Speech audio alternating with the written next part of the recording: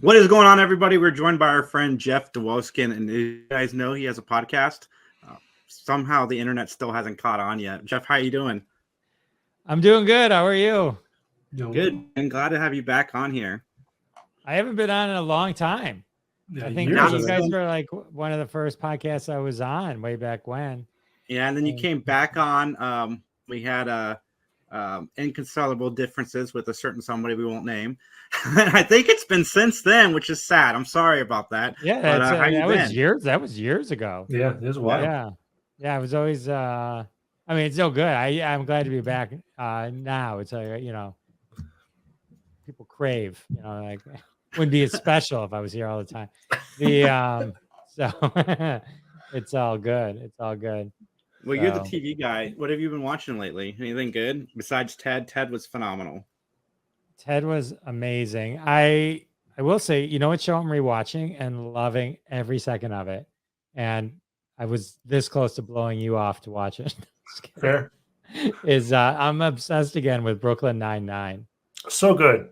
I love Brooklyn Nine-Nine. Such a good show. So funny. And it's interesting. I was I don't know if I was listening to a podcast or something. So, it's Andy Samberg, and the cast is just unbelievable, that cast. And Andre Braugher, who just passed away, he's the one in the first episode that joins the precinct, right? And so originally, I guess, the way it was written was that it was Andy Samberg's character that came into the 9-9. So he was the new one. And they realized it wasn't working. And so they reversed it. This is before I think they even shot anything. This was all just in talking through the scripts and stuff. And they realized if they reverse it, and I can't even imagine, I can see where the show probably wouldn't have lasted a season if they had flipped it the other way, because the dynamic of his character would have been so off-putting. But because you can believe that they were friends, it was, it's interesting how one tweak can make such a difference. So. Oh, for sure. I sadly have not seen that show yet. I need to. You'd love it, man. Oh, you guys start watching it. It's on Paramount. Peacock. The only episode I saw was the New Girl crossover, and I really dug it. So, I mean, I do need to watch it. New Girl's a great show, too. I just finished Monarch. How is it? The Godzilla thing. It's good. And then about 2/3 of the way through, it becomes Ant-Man Quantumanium. Oh, that's rough. What I don't mean. Well, I should say that. I should say it's the same. Everyone's using the same concepts. Gotcha. What I mean? Gotcha. I don't mean to. I loved Monarch. I hated Ant-Man Quantumanium. Yeah. I just mean the Quantumanium part. Sure. Where, there's that area where you can be, and the time is different, and all that kind of stuff. But yeah, that was good. And then have you seen The Bear? I'm raving about The Bear. The Bear is so much fun. I want to rewatch The Bear. I watched season 1 and 2. The Bear is one of the best shows ever. It's pretty intense. I tell people it's not comedy. It's that's the thing. I don't understand why it's in the comedy thing. It should not. It's funny because White Lotus was in the drama side and The Bear was on the comedy side, and it should have been flipped during the awards. But no, The Bear is great. Yeah, The Bear is intense, really intense. My wife couldn't watch it at first because it was so intense. You know what I mean? And then it was season 2, and it's this is supposedly the greatest show ever. And so we kind of got through it. But there's some episodes which it's are heavy. Yeah. Very, very intense and stressful, but amazing. Man, he just messes up so much in that first season. He turns out to be, he's my favorite character. Yeah, me too. He's supposedly the Thing now in the Fantastic Four. Really? How about that? That's cool. Yeah. I mean, it's a I don't know if it's an official or a rumor, but that's the rumor, I guess. Yeah. I think it's more or less official at this point. He's part of the Pedro Pascal cast. Yeah, that's more or less confirmed, not being confirmed. I think. But yeah, Ted was a huge surprise. I don't know why I was surprised, because I like McFarlane. I even liked him when he hosted the Oscars. I just like his humor. Oh yeah, Ted the TV show is so funny. So funny. Oh yeah. I want to watch it again.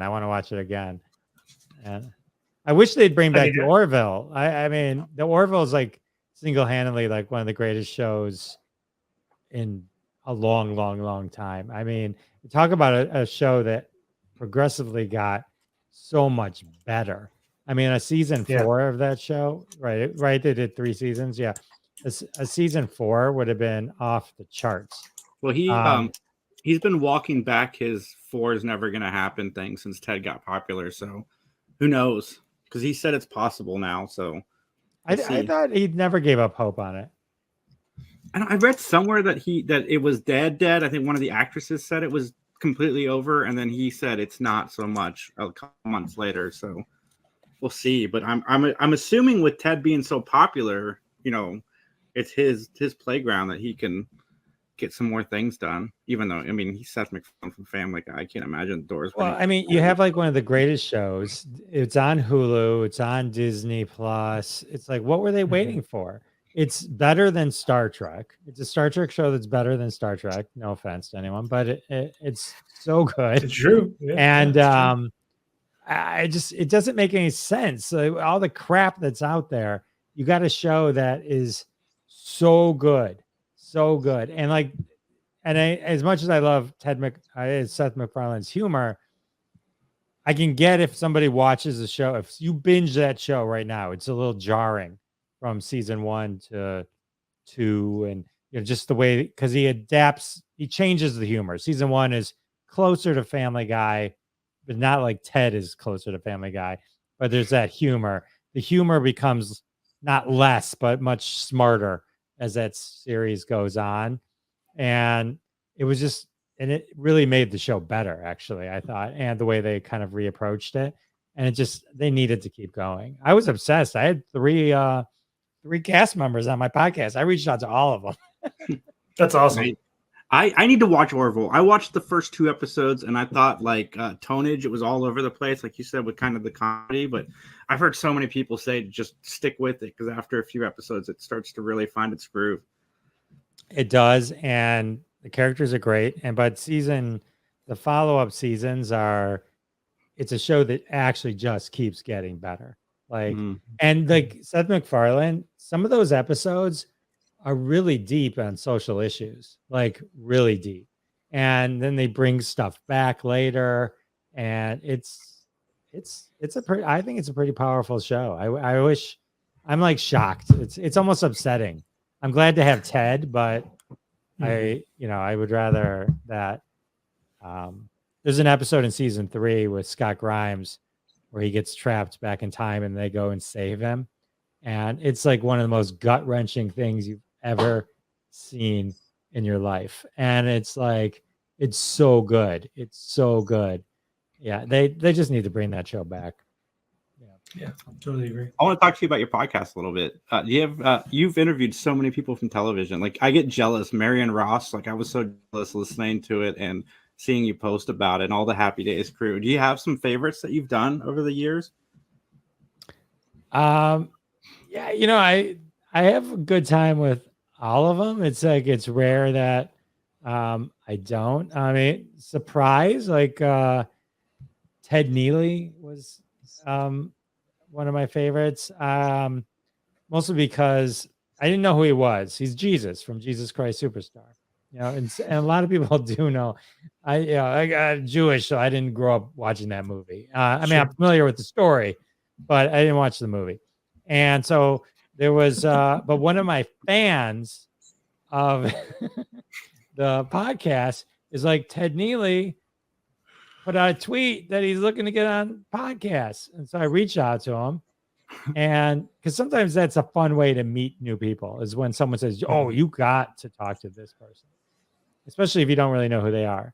So I ended up watching Jesus Christ Superstar, and I won't spoil it for how that ends or doesn't end, I guess.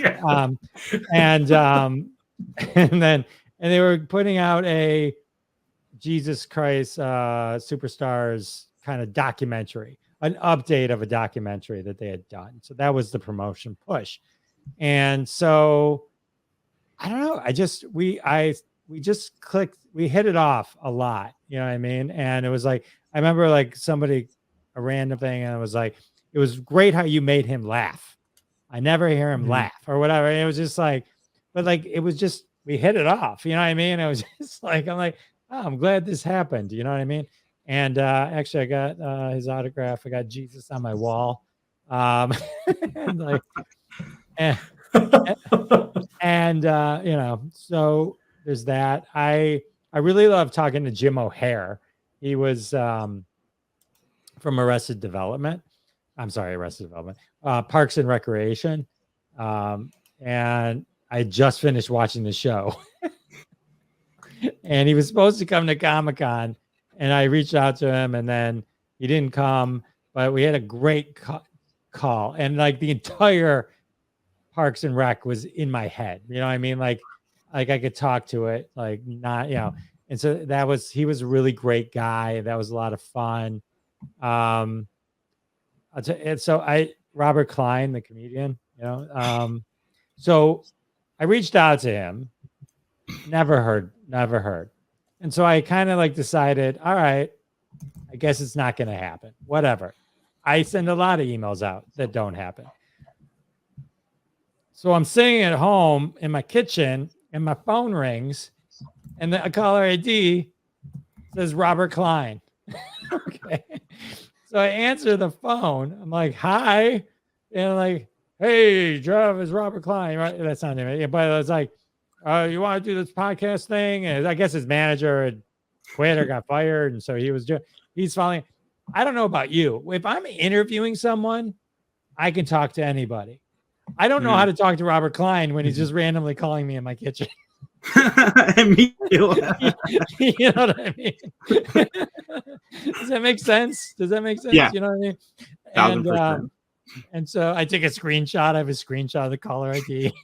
Like, you know, then we set up a time to talk, and like, but he was cool. He was cool too. And then, I liked everyone. I mean, it's just like, you know. You interviewed. So I saw that you talked to William. Oh, sorry. Go ahead. Oh, I was going to say you interviewed Ed Begley before you passed away, right?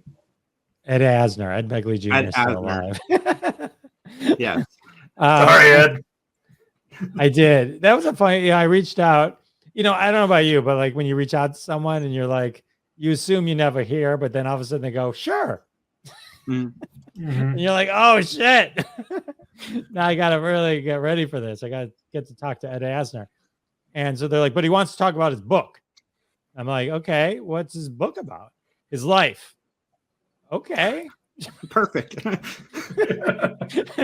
Same, right? Like, so you wrote a book about your life that I can read before and know all about your life for the conversation? Sounds good to me. Perfect. He only wants to talk about trigonometry.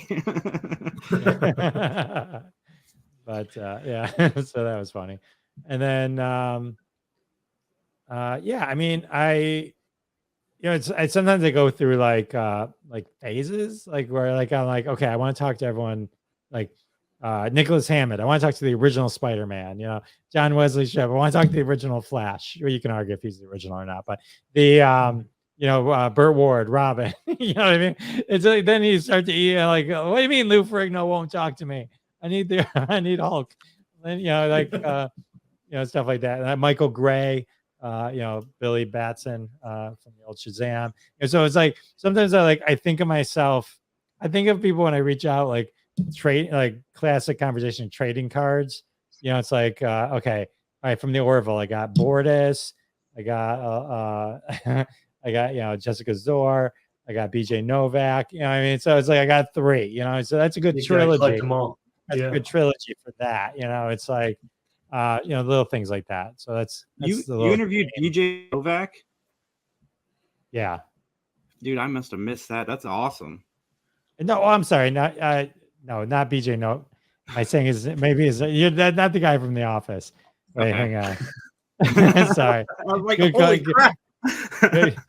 Good get. Good job. BJ Tanner. Okay. I was like, man, I follow your podcast. I missed that one. No, that would have been great though. BJ Tanner. He was one of the sons from one of the sons from Orville. So it was like, sorry about that. Awesome. Sorry for the false alarm. But yeah, BJ Novak, if you're out there, let's chat.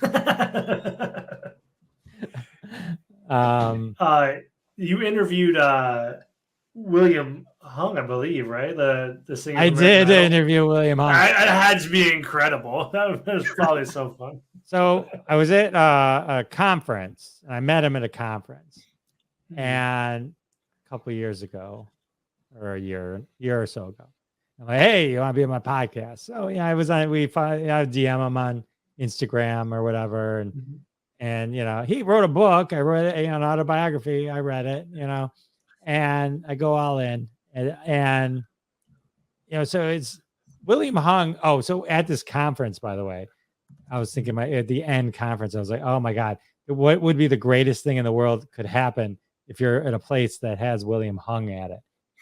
Obviously, he gets on stage and sings She Bangs. Yeah. I got that on tape, so I'm pretty proud of that. And then, yeah, he was fun. William Hung, a lot like my kids wouldn't know who he is really or anything like that. But it's just I always felt so bad for him. I felt like the whole world was like laughing at him and not with him, kind of a thing. I always felt bad. I do. I agree with that. But it's like he was such a big part of. I was there. You know what I mean? But that was part. I was into American Idol. I lived through that moment, right? I mean, that was, and so it was cool to me to be able to talk to him. Just the same way it was cool to talk to like Kato Kalin or Carol Baskin. Those folks. And we've talked to Kato. Kato's wild. He's a lot of fun to talk to. Like I'm really shocked because he MCs Comic Cons now, and we met him at one of the Comic Cons. He was like doing the the Wizard ones or something. He did. Yeah. And I was really surprised at how much fun he was to talk to. He's hilarious. I had followed him. We'd followed each other on Twitter forever, and yeah, so that was fun. That was a good one as well. Let's see what I'm trying to think what else. It's weird when people pass away that you tell like Judy Tenuta. It has to be hard. Ed Asner. It's just it is a little weird, I mean, it's because it's you don't really him, but you don't know him. You know how it is. And but yeah, so I'm trying to think. One of my favorite things was when I talked to Will Wheaton. So he's into the table games, the board games and stuff. He used to have like a little show where he did that and stuff. And so when my friends Howard and Jeff, we used to play Axis and Allies in high school and stuff. So it'd be a Saturday. We'd just, block 10 hours and we'd play Axis and Allies. And so there was this one time we were playing Axis and Allies, and it was, I can't remember if I was the Axis or they were both the Allies or whatever it was. My dice rolling was insane, and I won the entire game in 90 minutes, which is like, wow, that's incredible. That's incredible. So I told him the story on the podcast to lock it in. I mean, it's 20 years ago, you know what I mean? But it was always one of those things where if it ever comes up, they always my friends, Howard and Jeff, will always brace themselves. Dwoskin's going to tell the story. Hang on, buckle up. And so I told Will Wheaton the story because I knew he would love it because, the table game thing. But then also just because then I could say, hey, guys, look. Yeah, you look quite old. I put it, I recorded it. It's there forever now. So you should make it short just to send it to him every once in a while. I know. Oh, my I just talked to the two people from Land of the Lost. That was fun for me. Because Land of the Lost was like one of those shows I grew up watching, so it's like talk to Will and Holly Marshall. I mean, that's what? Yeah. It's the greatest. So. You should reach out to Linda Pearl. She's fun to talk to. Okay. We had her on our Matlock podcast. Sure. Oh yeah, I was curious about do you do stand-up comedy? I see some shorts on your channel, but like, do you do stand-up or is it more just like comedian, like YouTube based? You know what I mean? Do you do like no, I don't do it as much as I used to, but yeah, for 20 years I did stand up comedy. that sounds that sounds like one of like the hardest career paths to go, because everyone's like trying to like get at you too, right? Like in terms of, it feels hard to me, at least it would be for me. It wasn't really. It was more like a pretty strong hobby type thing. Yeah. You know, like podcasting, I guess. Yeah. But yeah, no, it's fun. You know, Yeah. I enjoyed it a lot. As a matter of fact, we went to a conference, Podfest, in January and of this year, and so myself and there was 3 other folks that do stand-up comedy. So we did a show. We did a show on Saturday. We had, some of the other podcasters did like 3 minutes, and then we would do longer sets in between. And it was a lot of fun. It was cool to be able to do something different at a conference. You know, show off a skill that most people wouldn't be able to see. How'd the podcasters do with their 3 minutes? Actually, it was great. Yeah, they did great. Everyone kept to the 3 minutes, which is a feat in itself. And yeah, and they all did pretty good, you know. How is Podfest? I've always wanted to go. I always see you and Maria posting about it. Maria's never gone. Will Wise does too. Yeah. Wise usually goes, and it's great. It's I mean, I that's why we encourage you guys to always go. It's a great community kind of thing. It'd be a great way for us to all connect in real life and all that kind of stuff. But that's right. Maria always says she's going to go, and then she never goes. That's right. Yeah. But maybe next time we'll all go. That'd be fun. So that would be fun. It's down in Orlando. Justin, we should do that next year. Okay. Like, this is very true. So what's next for you, Jeff? What are you working on this year? I've a startup, a company that I started. It's an Instagram platform for creators called Stampede Social. Helps you deliver content without sending people to link in bio through DM automation, and run post-level giveaways, track fan user-generated content, all that kind of good stuff, and podcast, really. So that's how's that going? Is that pretty new? I was reading about you on your website. Like, have you been doing this for a while then, or is it how recent is the startup or the company? We kind of converted to a SaaS creator model late last year, so we're kind of in a ramp up phase right now. But yeah, with the tech itself, originally we built it as part of for Twitter actually, and then bailed on Twitter as that became a shit show, and then kind of focused it as a full platform for Instagram. So. Nice. Yeah. I mean, to say that Twitter is a shit show is actually underselling it by a lot. It's actually worse than a shit show, but it's exponential. Yeah. Mm-hmm. What's going on with you guys? What's up for you guys? Besides interviewing Linda Pearl, what have you guys been on? We're just starting to rev up our interviews again. We do our live show on Saturdays at 7 now. That's been a lot of fun. Very cool. Much it. We've just been focusing on our live show for the most part, and then now we're starting to get back to the interviews, reaching out to people. Yeah, I have to start doing that again. I have such a backlog, so it's like I wanted to take a little bit of a break and then, and then just kind of catch up a little bit, which I don't, because then people keep referring people to me. It's like that's a good problem to have. It's a good problem to have, but but if I also am adding myself, then it suddenly can become a lot. You know what I mean? And it's like, and I spend a lot of time preparing so it's like, I can't do 5 a week or something like that. Oh, I mean? 2 a week is a stretch, sometimes 3. If it's a comedian, there's a little less prep that goes into it, just because you can relate so much. Yeah, well, it's just comedians are more. It's more of a just a kind of you can talk about comedy, you can talk about there's specific things you watch some of their comedy, you can do it. If they were in a movie or something, then they're probably more actor. But like, if it's a like when I talked to Gail Ann Hurd, I watched Terminator 2, I watched Aliens. It's like I watched all these things, And it's like, not that I had to, but you know how it is. It's an excuse to watch it. Yeah. I don't like going by memory. You can't go by memory. Like, oh yeah, Terminator was a great movie. I remember, because I saw it 20 years ago. I mean, unless you got great memory or something, but like, I need to rewatch something, and go, oh my God, I didn't even remember that Bill Paxton was in Terminator for half a second. He's just some punk in one scene. You know what I mean? And like, Are you, Is you saying you put more work into the William Hung interview because you actually had to read the book? I did read the book, yeah, but it's like you put the time in to make it a good interview, though.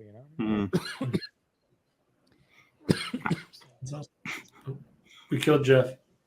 Hopefully not on our show. yeah. As long as it's recorded, just like the Axis and Allies. Jeff Dwoskin had a podcast, folks. Hey, I'll give you I have a fun podcast tip that maybe can help you or someone else. Sorry, I swallowed. It's like you think I know how to swallow water by now. So do you guys use podcast.adobe.com? No. No, but it sounds like we should. So write that down, podcast.adobe.com. Anyone listening, this is a game changer. So they have audio fix thing on there. Maybe you have a different tool to use it. I use there's a free version, but don't use the free version. Pay the $13 or whatever it is. So you can upload your audio and it fixes, like if it's, sometimes when people are using a mic, it's a little echoey. It can kind of fix that. Okay. So my episode 301, which is with John DeBellis and Steve Middleman. So I was supposed to interview Steve Middleman. These are two comedians. And so he brings John DeBellis on with him as well, which is cool. And it turned out to be like one of my favorite interviews. But I will say that I recorded this in 2022. Okay. And so, but the sound sucked. Okay. One of John's was fine, but Steve's wasn't because he was in the room and it was just echoey. And I don't like putting out stuff that I can't listen to. You know what I mean? Like, and so I sat on it for 2 years. And then I finally Adobe, and I ran it through Adobe, and then I went back and was able to kind of re-edit the whole show. And anyway, so that's that. So I've done that twice where I've saved interviews that I otherwise would have scrapped with this tool. We have a couple that I have. I have some that I sweeten up anyway, but I've some two that I wasn't going to release otherwise. I mean, I guess if it's a complete shit show, it's but it's cool because you can upload it and then you can choose. You pay for the pay version, which is totally worth it. You can all right, 10%, and then you can listen to it and then you can kind of apply as much as you need to apply to it. Yeah, it's a killer tool. So anyway, I like to share. Awesome. Yeah. Well, thank you. If I can help one person out there, I really leaned into it. That's great. Well, thank you, Jeff, for taking the time to hang out with us. Where can everybody find you online? You can go to jeffisfunny.com. That's classic conversations. If you're a creator and you want to check out Stampede Social, stampede.social is the website. That's it. Oh, I do a live show every Wednesday called Crossing the Streams. That's on YouTube and now Instagram. We go live on Instagram also, and I guess wherever it's so. How's Instagram Live working for you? How does what Instagram Live? Instagram Live it's clunky because it's like now I have to be like, all right, everyone, just let the theme music play for a second because Instagram Live has to catch up. And so, I don't like wait, but you got to let it start, so, and then it's always like a little off, it's a little behind or something. And, you got to coordinate it. And the other day I accidentally closed the tab by accident. And then when I reopened it, I couldn't stop it. You know what I mean? And then, you got to remember to mute the tab. And then if you ever want to use that tab again, you got to remember to unmute it if you want to hear something. I mean, it's cool, but it's also like, this is horizontal, right? So, it's on the there it's a vertical field. And so it's weird because you're watching something which I can't imagine people on Instagram watching. They watch a little bit, right? They'll go, oh, okay. Because it's like it's weird. You're like watching this little thing, and then we're little in that little thing, and you can actually record vertical, but then it would look like crap on everywhere else. You know what I mean? So it would be at some point the future state needs to be able to you have this horizontal and like StreamYard or Ecamm, whatever you're using, also has a version where you can set it for vertical and do it at the same time. You know what I mean? Mm, and that's so cool. I mean that would be my wish if I had one wish. Yeah, I'd like the comments to actually come through StreamYards. I have the Instagram thing up because you can't monitor the comments any other way than to actually be on Instagram. You can with Stampede Social. All right. Stampede Social monitors and brings in all the comments from an Instagram live. So nice. You guys heard that right here. So you guys can find all the links to Jeff's stuff down below. And Jeff, again, man, talk